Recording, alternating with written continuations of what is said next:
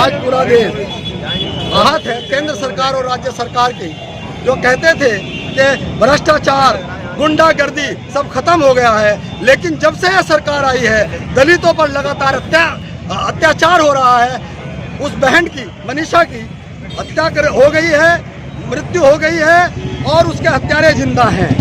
सरकारें कहती थी, योगी जी कहते थे मेरे आने से गुंडे चले जाएंगे, लेकिन आप लोग सब देख रहे हैं कि जिस दिन से सरकार आई है लगातार भ्रष्टाचार, लगातार क्राइम बढ़ रहा है। रोज की हत्याएं आप देख लीजिए, रोज के बलात्कार आप देख लीजिए, रोज की जितनी चोरी की घटनाएं हैं, सारे अपराध को अगर आप आकलन करेंगे तो इस सरकार में इससे ज्यादा किसी और सरकार में इतना अत्याचार और इतना गुंडागर्दी नहीं हुई है।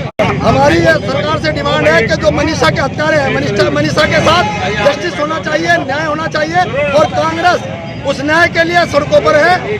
जो उसके हत्यारे हैं उन्हें फांसी होनी चाहिए। मैं उसमें दो बातें जोड़ना चाहता हूँ कि जिस तरह से ये हत्याएं लगातार हो रही हैं, बलात्कारी घटनाएं लगातार बढ़ रही हैं और जो हमारा प्रशासन है, बीजेपी की सरकार है, वो रोकने में नाकामयाब है। हमारी 3 मांगे हैं।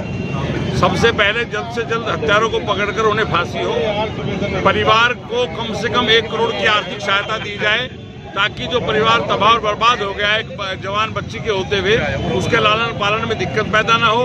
और तीसरे, हम चाहते हैं कि उसके परिवार के किसी सदस्य को सरकारी नौकरी दी जाए। चूँकि इन तमाम चीज़ों के चलते ही लोगों का, और अभी हमारे मुख्यमंत्री जी ने एक बात कही थी कि हत्यारों का जो भी है, बलात्कारी होंगे, जो गुंडा होंगे, उनके पोस्टर लगाए जाएंगे। तो पोस्टर तो दूर की बात है, FIR नहीं हो रही है। तो ये बहुत साफ है कि ये बोलते कुछ हो रहे हैं, करते कुछ हो रहे हैं। यही इनका एक एजेंडा है।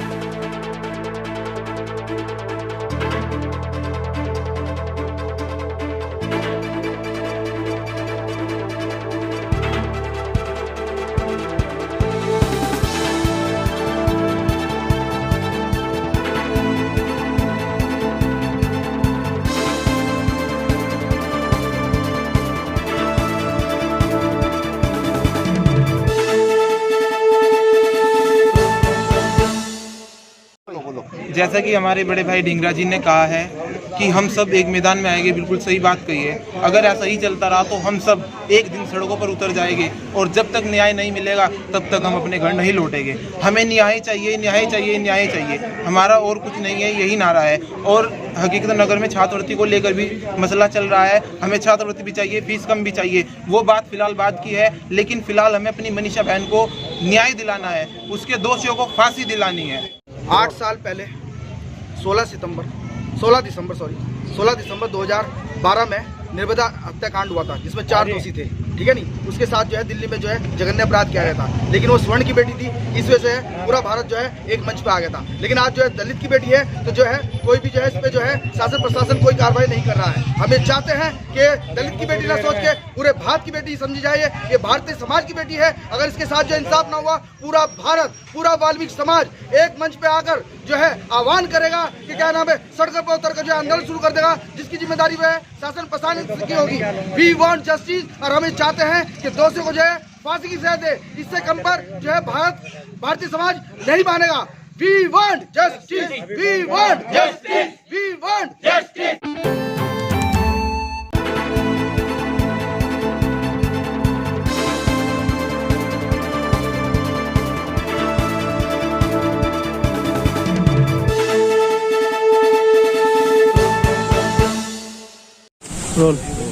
जी, आपका परिचय क्या प्रोग्राम? मेरा नाम सचिन वर्मा है।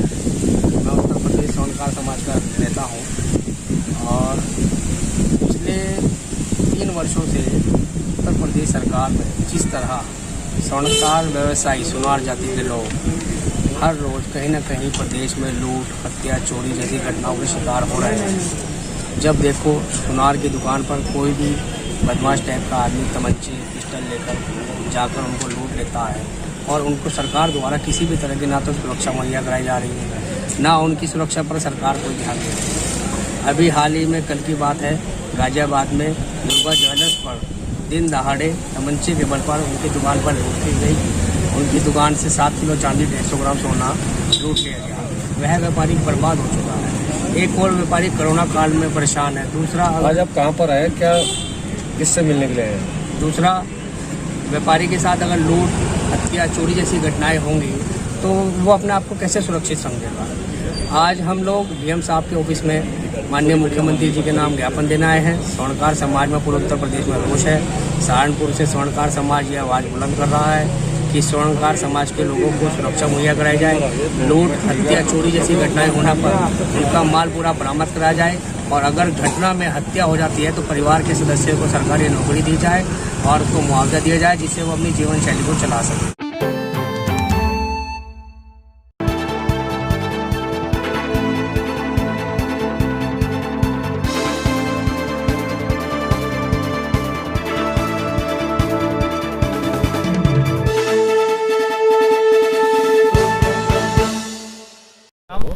चौधरी जगपाल सिंह, जिला उपाध्यक्ष भारतीय किसान यूनियन टिकैत।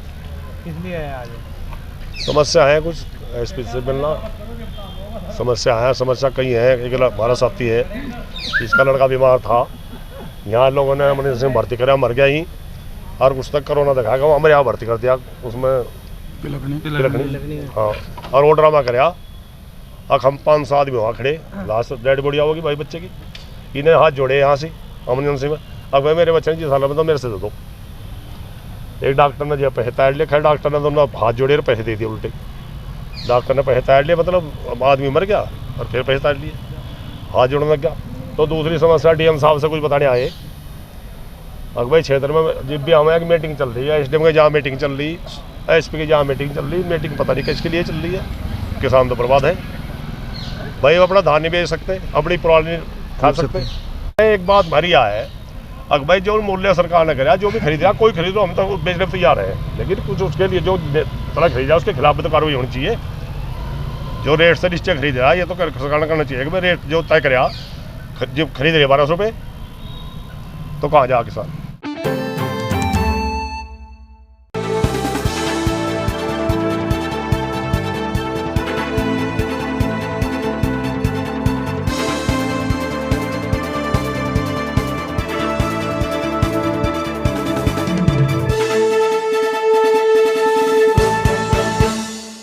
मेरा नाम बुरा मलिक है, प्रदेश सचिव राष्ट्रीय लोकदल। मेरे साथी रमेश चौहान, मंडल उपाध्यक्ष राष्ट्रीय लोकदल। अभी प्रीतम सैनी जी ने आपको बताया। और हमने ये जो सरकार काला बिल लेकर आई है, 3 अध्यादेश राज्यसभा और लोकसभा में पास हुआ है, हम इसके विरोध में धरना प्रदर्शन किया है हम लोगों ने।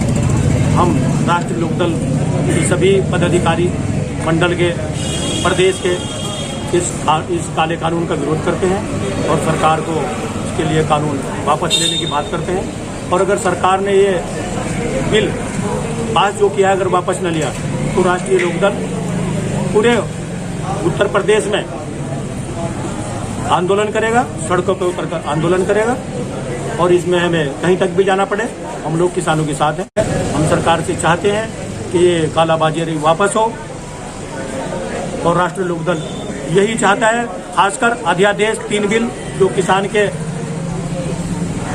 लिए विरोधी, किसान विरोधी है और ये समझो कि किसान को डेथ वारंट पे साइन करने जैसा है।